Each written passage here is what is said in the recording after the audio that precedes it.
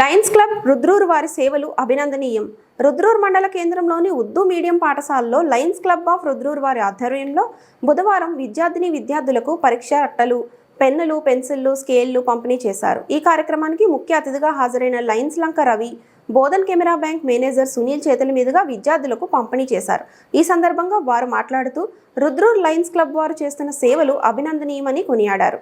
ఈ కార్యక్రమంలో Lions Club of Rudrur president KV Mohan, పాఠశాల head master Ram Singh, Lions Club ప్రతినిధులు శ్యామ్ సుందర్ పహడే, పుట్టి సాగర్, ప్రశాంత్ గౌడ్, షామీర్, విద్యార్థులు తదితరులు పాల్గొన్నారు.